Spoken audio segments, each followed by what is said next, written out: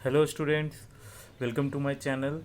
पिछले क्लास में हम लोगों ने एक्सरसाइज पॉइंट थ्री का 1.3 का क्वेश्चन नंबर 1 to 5 कंप्लीट कर लिया था। आज हम लोग उसके नेक्स्ट रिमेनिंग क्वेश्चंस को देख रहे हैं। टोटल क्वेश्चन इसमें 9 है, तो आज हम लोग 6, 7, 8, 9 ये बेसिकली वर्ड प्रॉब्लम्स हैं, तो हम लोग उसको आज देखेंगे वर्ड प्रॉब्लम को। ओके, तो लेट्स स्टार्ट। 6 नंबर क्वेश्चन क्या है?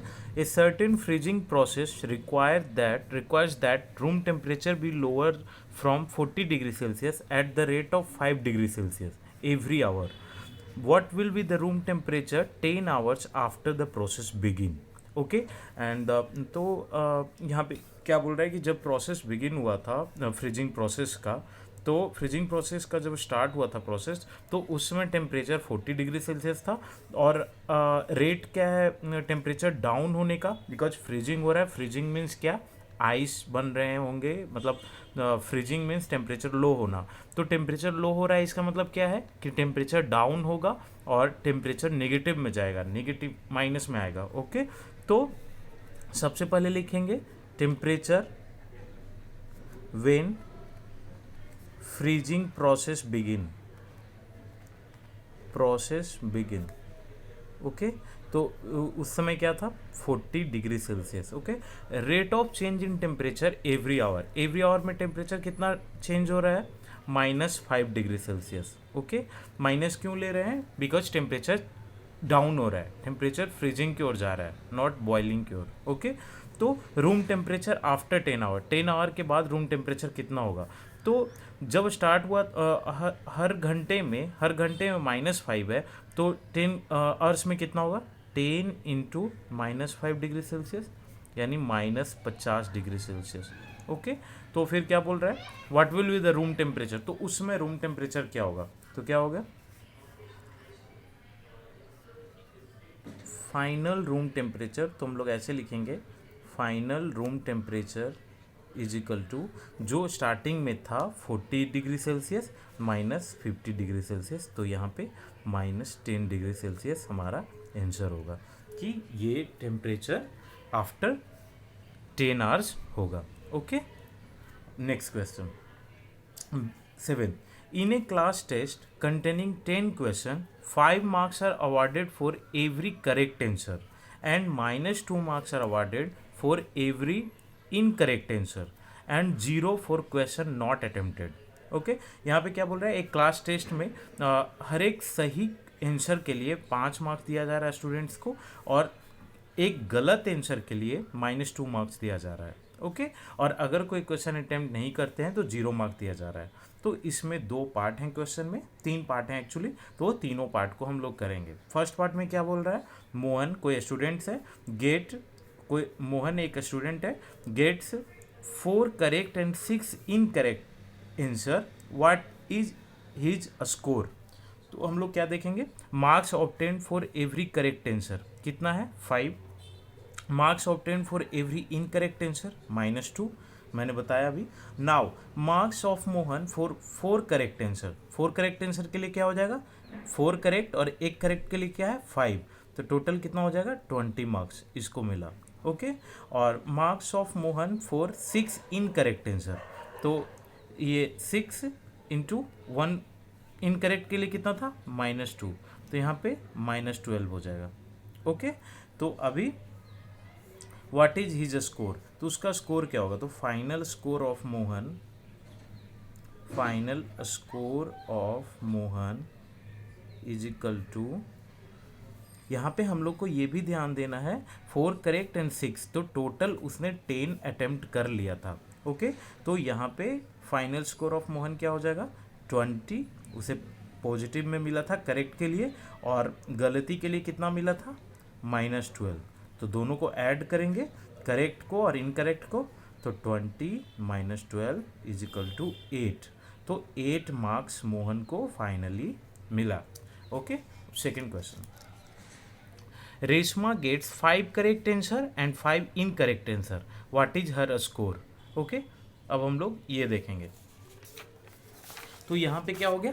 रेशमा गेट्स 5 करेक्ट आंसर, तो marks given for 1 correct answer कितना है?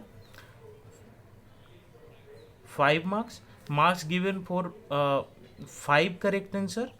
5 करेक्ट आंसर के लिए कितना होगा? 5 into 5 is equal to 25. Okay. और उसके बाद marks given for 1 correct answer, incorrect answer -2. Marks given for 5 incorrect answer, यहाँ पे भी से इसने 5 इनकरेक्ट दिया है तो -5, sorry 5 into -2 is equal to -10. तो टोटल स्कोर इसका कितना हो जाएगा? 25 उसे करेक्ट के लिए मिला था प्लस इनकरेक्ट के लिए जो मिला है, दोनों को ऐड करेंगे तो 25 minus 10 is equal to 15 marks Reshma को मिला. Okay. Now question number 3. Okay. Heena gets 2 correct and 5 incorrect answer out of 7 question he attempted. पिछले 2 क्वेश्चन में क्या था? उन लोग पूरे 10 क्वेश्चन अटेम्प्ट किए थे. इसने 7 क्वेश्चन ही अटेम्प्ट किया है, ये भी ध्यान रखने की बात है. ओके. तो व्हाट इज हर स्कोर? उनका स्कोर क्या होगा? तो marks given for 1 correct answer 5. Marks given for 2 correct answer कितना हो गया? 5 into 2 is equal to 10. Marks given for 1 incorrect answer -2. Marks given for 5 incorrect answer 5 into -2 is equal to -10. Okay. Therefore total marks of Heena कितना होगा? Because उसने 7 attempt ही किया है तो बाकी 3 में तो 0 मार्क्स ही मिला होगा. तो हम लोग करेक्ट इनकरेक्ट को ऐड करेंगे तो करेक्ट के लिए उसे कितना मिला? 10 प्लस इनकरेक्ट के लिए कितना मिला? -10.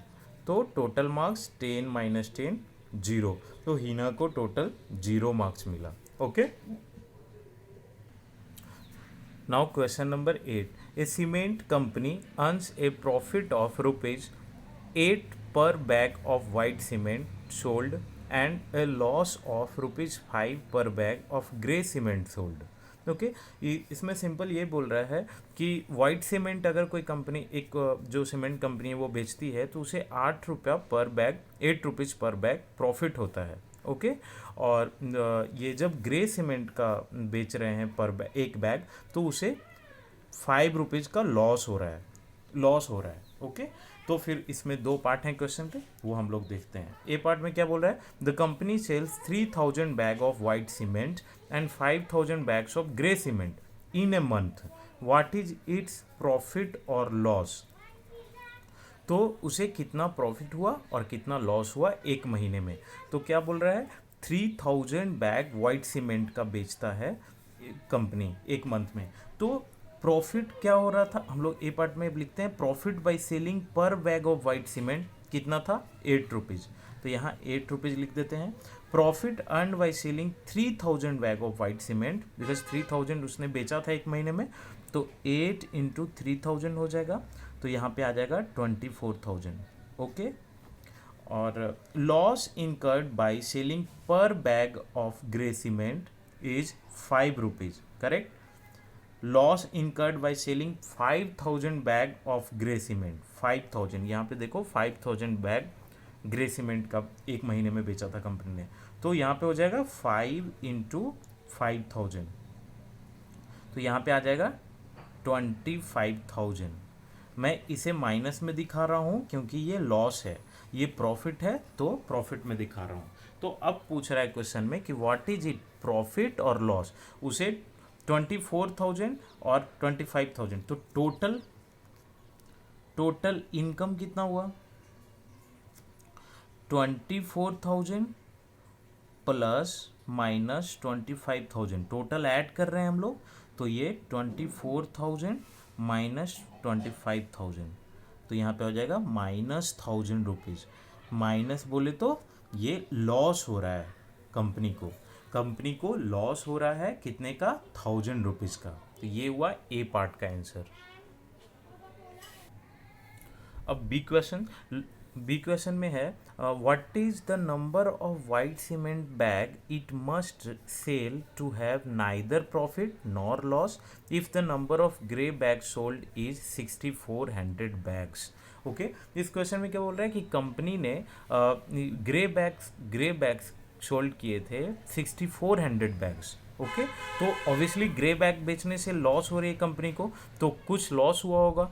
तो ये क्वेश्चन में कह रहा है कि वाइट सीमेंट का कितना बैग उसे सोल्ड करना चाहिए, सेल करना चाहिए कंपनी को, सो दैट उसे ना प्रॉफिट हो ना लॉस हो। ओके, तो हम लोग पहले देखते हैं कि ग्रे बैग का 6400 बैग सेल करने से कंपनी को लॉस कितना हुआ।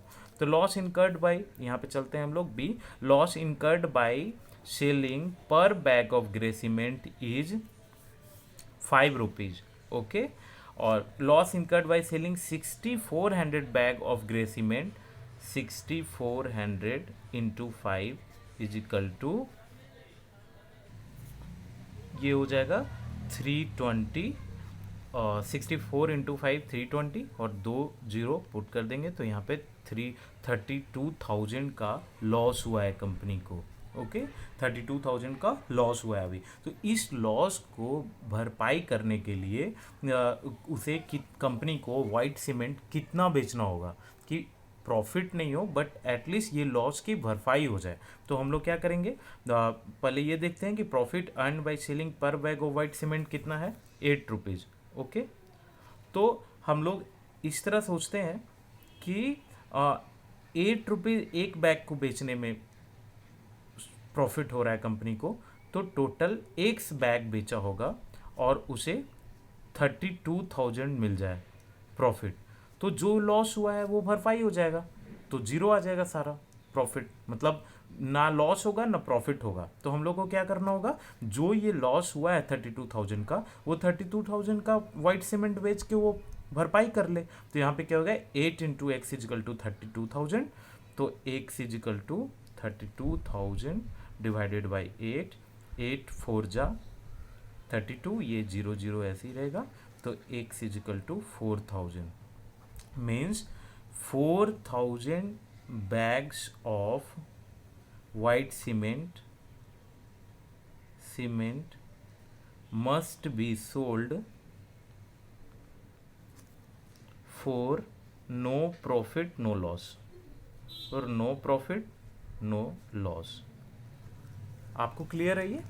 तो इस तरह ये क्वेश्चन बनेगा। Now question number 9, replace the blank with an integer to make it a true statement। एक क्वेश्चन नंबर क्या है, 3 into blank, fill in the blanks है, इज इक्वल टू 37।